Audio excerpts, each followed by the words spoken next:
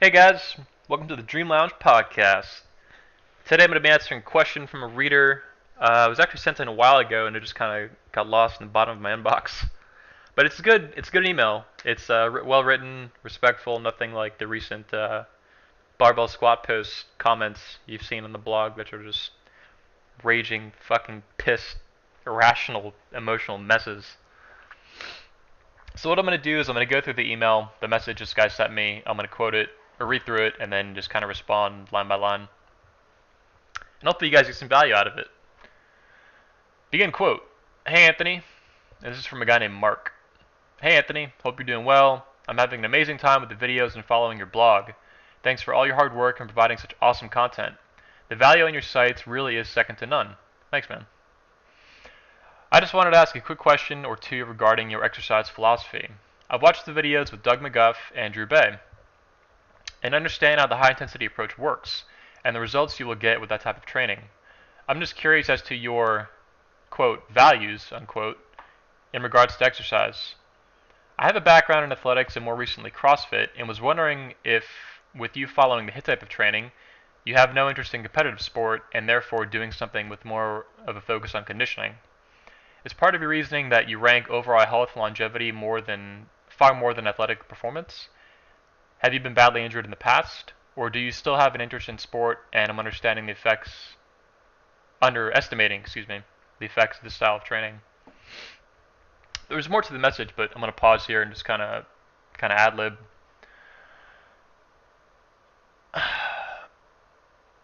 I do rank personally my global or comprehensive health and lifelong longevity and lifelong quality of life, so to speak, more than athletic performance and competition and things like that.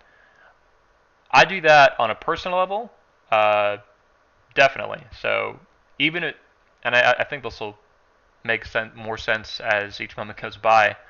So I do that on a personal level, very explicitly. I think for my life, in the scope of my life, in the context of my life, my health is always going to be more important than athletic performance in sports. And that would be true even if I had a greater, that would remain true, I guess, even if I had a greater interest in competitive sports.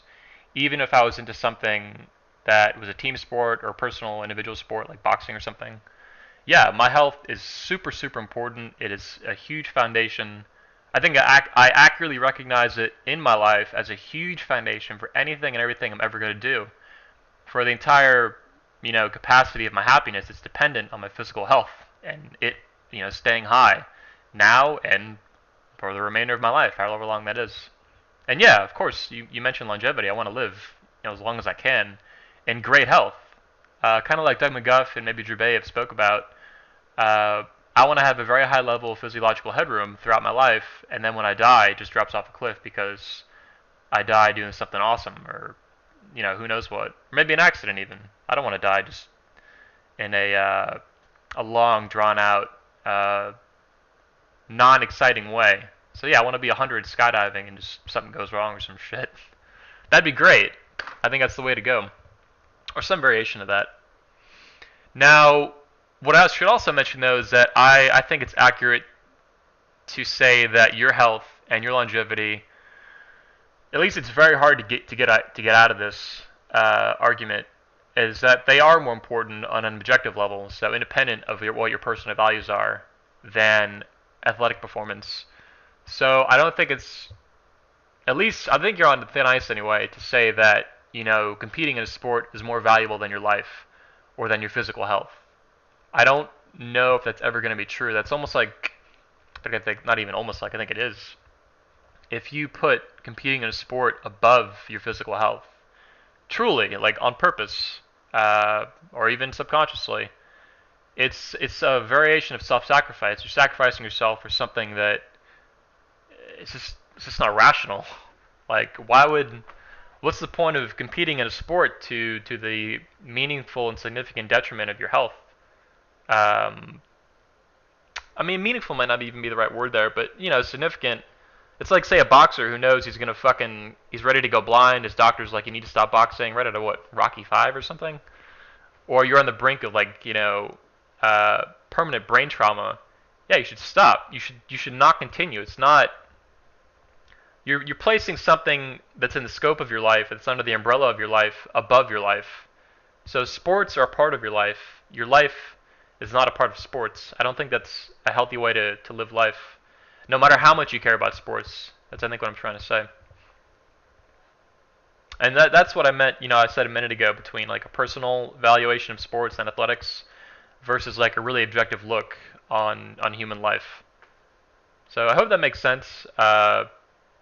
If it's not, just like say in the comments and I'll try to expand on that. You also asked in your questionnaire, have you ever been badly injured in the past? Yeah, I have. In fact, I recently had surgery about 7.5, almost 8 months ago now. Yeah, almost 8 months. It wasn't from a recent injury. It was from, I dislocated my kneecap 5 times in high school. Never had any problems before that. I loved playing sports as a kid. I love football. As I'm giving this podcast, I'm actually wearing my high school football shirt. It's like in fucking rags and it's falling apart, but I love it. So, yeah, I used to love sports. I did get injured eventually. Before that, I was always stunned when people would get hurt. I'd be like, man, what the fuck? I never get hurt. And I get bruises and I would get all banged up, but I would never get any sort of meaningful injury or, chronic injury or long-term injury. At least that I knew of. But yeah, I got hurt, and then that just repeated itself until I couldn't even play anymore. The doctor just forbid it after my coaches weren't gonna go against that. My kneecap just kept dislocating when I played, even when there wouldn't even be necessarily a lot of force to do it. And that was actually due to the MPFL, your medial patellofemoral ligament. Mine. Every time you dislocate your kneecap, it gets injured a little bit, and it gets looser and looser. And that's what the surgery I just recently had fixed. It tightened it down really, really tight, among other things that caused problems in the knee. But, taking a step back, that obviously affects my personal judgment in the scope of my own life as far as athletics go. Because, yeah, I'm at risk of, both my knees aren't very healthy, especially one that just has surgery on it. It's not a good idea for me to play sports, to do things that are going to put my knees at risk of acute injury and of any kind of chronic wear and tear. So I'm young, I'm 24, but I definitely have, I'm not in a personal position to play sports, unfortunately. I think I would consider it if that wasn't the case, doing things for fun and whatnot. But yeah, I've been injured and I'm not in a position to go play sports.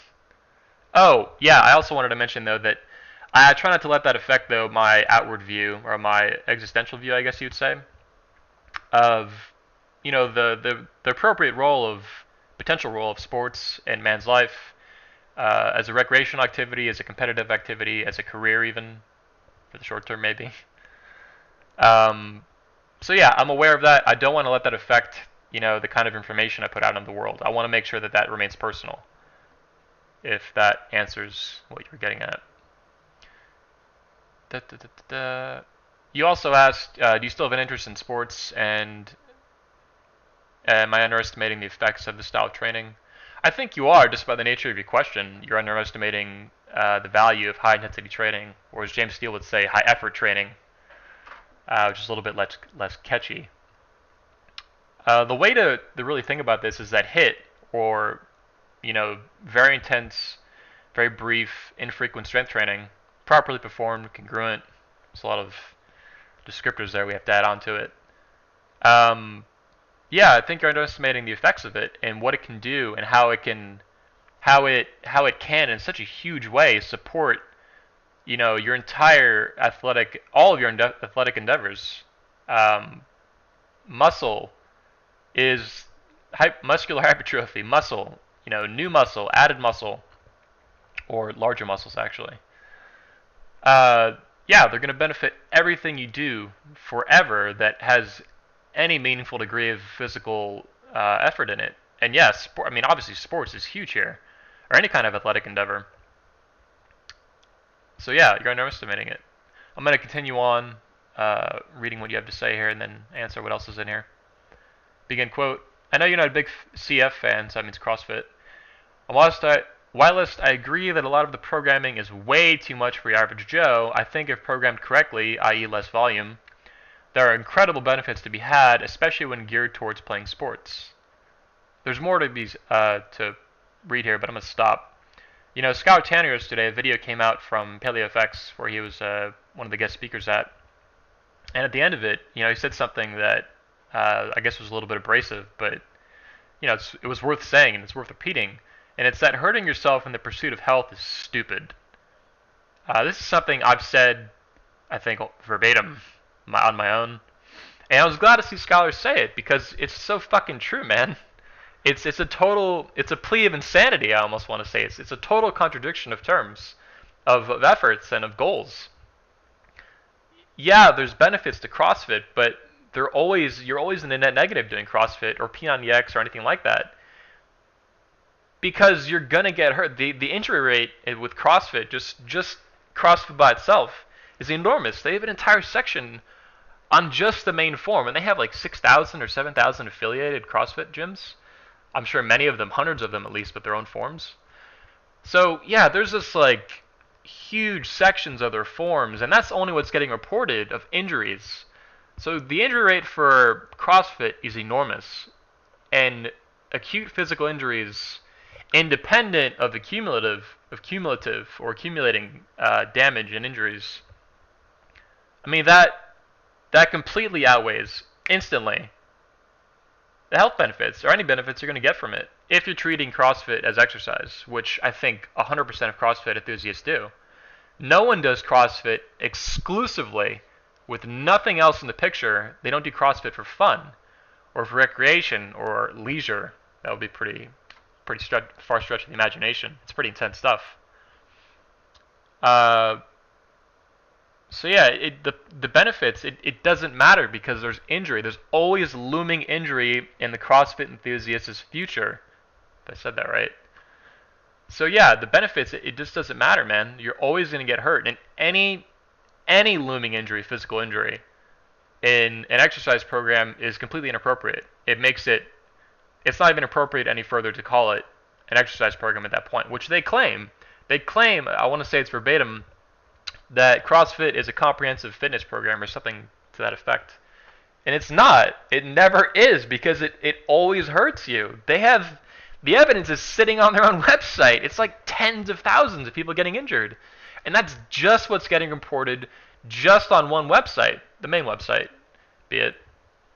But yeah, it's just nuts, man. The benefits, no, they don't matter. They're always outweighed as far as we're talking about exercise.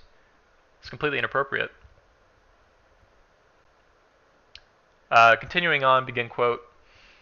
With that said, what do you think of the idea of following a more sport-based, biased, you said biased, but I think you might have meant based, training program, e.g. a modified CrossFit program that doesn't have the volume of their main site workouts, much like the training Rob Wolf endorses, for an individual in his early 20s follow until his 30s, at which point he will temper their training and adopt the Body by Science type of program, prioritizing things like joint health, injury prevention, and longevity.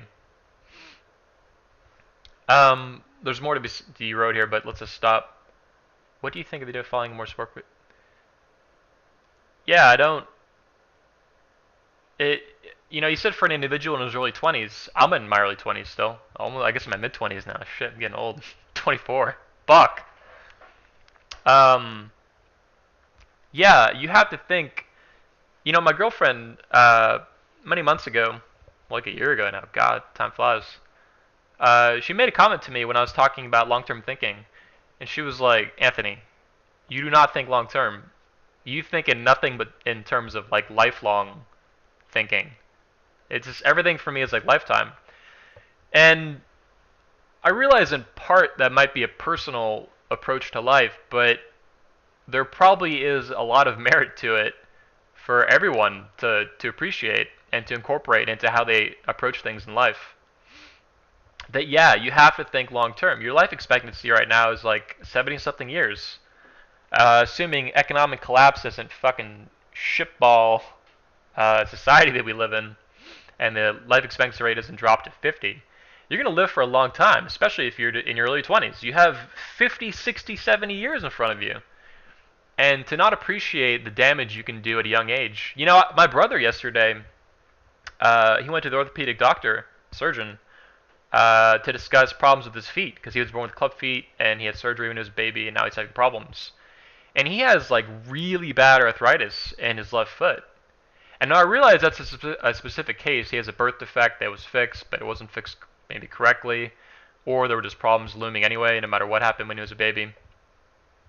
But those kind of problems can happen to anyone. Chondromalacia, for example, of the kneecap, something I suffer from in both knees. And that might be partly hereditary, but it might also be in large part the activities I did growing up. Probably not so much sports, but like I did jump rope, for example, for a number of years. And that might have been the way I was doing it. Very, very damaging, very stressful on my knees. And it might have contributed significantly or enormously to chondromalacia. I had advanced grade 3 in my left knee that had surgery. There's only 4 grades, I believe, so it was pretty high. So yeah, I mean, dude, in your 20s, and this is something a lot of people in their 20s suffer from, chondromalacia, and that's just one single problem that young people can suffer from that, dude, it doesn't go away unless you really focus on it and maybe you get lucky in a genetic sense that you actually have the capacity to get out from under that, from that problem. So yeah, there are tons of things you can do, even just a few years. Like I did a jump rope can be, you know, especially if you're on a genetic track to have knee problems, can really accelerate things really fast. And yeah, you have to think lifelong, man. Like if I run for 5 years, just 5 years, dude, that could add up very, very much to joint problems down the road, whether it's your ankle, knee, hip, so on. Yeah, you have to think long term. You can't. I really don't think it's appropriate to say that, or not appropriate, but it's not accurate to say that. Yeah, I'll just do this in my 20s, and then when I hit 30, you know, I'll temper it back and I'll shift over to a body by science program. You should really be doing that the whole time. You don't know, and I mean, think about even just acute injuries. What if you suffer an acute injury that then creates problems for the rest of your life? I mean, if you're not thinking lifelong to at least some degree all the time, you can be very easily setting yourself up for problems down the road. So the better approach would be to adopt a body by science program now and really take, I know it might seem excessive, but like an overzealous view of caution and of, I guess just caution would be the way to say it, for the things you're going to do in athletics, in competition, in recreation. Mark Sisson was somebody who, God, what was it, about 2 years ago, maybe 2.5?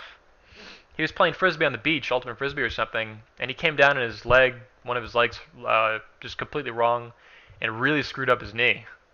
It was some bad shit. Like he had a lot of damage, from what I recall.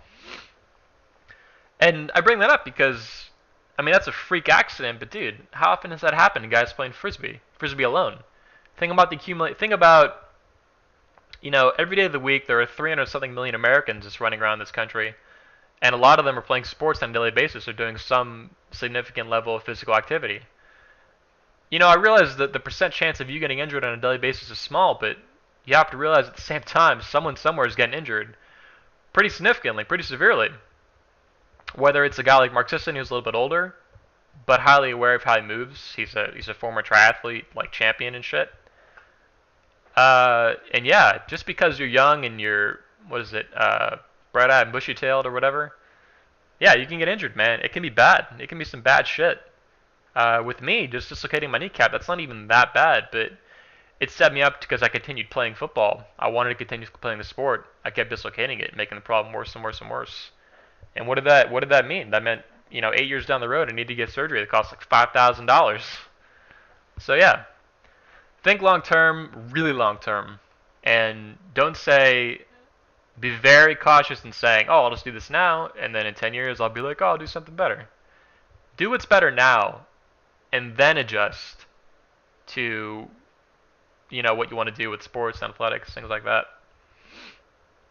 And you also mentioned, I realize I'm kind of rambling here, but before moving on, you mentioned volume. So Rob Wolf, I guess, uses less volume than standard or orthodox Big C CrossFit, we'll call it. I don't think volume is a problem. If an exercise program you're doing is fundamentally flawed, doing less of it doesn't make it not fundamentally flawed. So Yeah, it's not the volume. I guess if you do CrossFit less frequently, you're reducing your risk of injury and you're reducing the cumulative damage you're incurring on your body. But that doesn't make it, correct to do. Especially as a fitness program, but maybe even also as like a recreational program. Maybe there are more fun things to do that are less risky, less damaging. Moving on, you said, as they say, everything's a trade-off. I don't know if I agree with that statement. I realize how, popular that is. Everything's a trade-off, but that doesn't mean there are contradictions in reality. That doesn't mean that you can't have, a really high level of fitness and excel in your sport and in the context of your fitness program and your exercise program, have a flatline level of risk of injury. And that's what HIIT is, essentially. When you make it congruent, when you listen to what Bill DeSimone has to say, and other people as well, and you really take into, you appreciate how risky strength training can, any physical activity can be, but especially something with a lot of weight, a lot of resistance. You can strength train. HIIT, high intensity training or high effort training, is a way to achieve a high level of fitness. It's the best way. I think I highly endorse it. It's a way to achieve that, to achieve muscular hypertrophy with a risk of injury that's so low, as I like to say, that your risk of, the risk of injury walking into the gym is greater than actually doing the exercises. That's how low it needs to be. And no, it's not a trade-off. You're not trading. Believe me, if you've ever done a workout with someone like Drew Bay or Bill DeSimone or anyone like that, the workouts are like, they definitely have the capacity to be, they'll put you on the floor. You'll leave and you just like, I passed out on the floor one time with a trainer in Austin, Keith Norris, even though he's not orthodox HIIT. Very closely with Drew Bay once too. So yeah, they're very intense. They have all the benefits, and the cons, the negatives, are as close to zero as they're ever going to get. That's what you have to find. That is the best of both. And it is possible. You don't have to say that, CrossFit, people love saying like, oh, getting injured is just part of the game. It's not part of the fucking game. It means there's a problem. It means you need to fix what you're doing. It means there's something really wrong. So when people say everything's a trade-off, I appreciate how popular this statement is, but generally I don't agree with that statement. At least not in something like exercise that has very immediate physical consequences and then invisible consequences long term that can accumulate without you knowing it.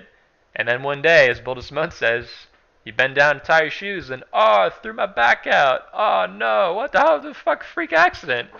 It wasn't a freak accident. It's because you've been barbell squatting for 20 years. Oh, I threw my back out. Who would have fucking knew, man? So moving on. Begin quote. And just wanting to get your thoughts as to whether this type of training for 10 years could do a lot of damage that I'll regret later in life. I think I've answered that. I think it definitely has the capacity to do that. Maybe you'll be lucky, but I wouldn't depend on luck. I would depend on you and your thoughts and your efforts and your actions and your decisions. Continuing on. I'm sorry if you've mentioned this elsewhere and I've missed it. Nope, probably not. But hope to get an answer on it, as you're certainly someone whose opinion I highly value, and I consider you a role model in all things self-improvement. Thanks, man. Thanks for everything. Keep up the awesome work, Mark. Cool. So I think I've answered everything in pretty good detail, maybe even too much detail. But yeah, that's today's podcast. Mark or anyone else, if you have questions, you can post them on thedreamlounge.net on the blog, or you can post them on the YouTube video. I'll probably respond to the ones on my blog more consistently than the ones on YouTube, but I'll keep an eye out for both for at least a few weeks after this goes up. Thanks, guys. Catch you later.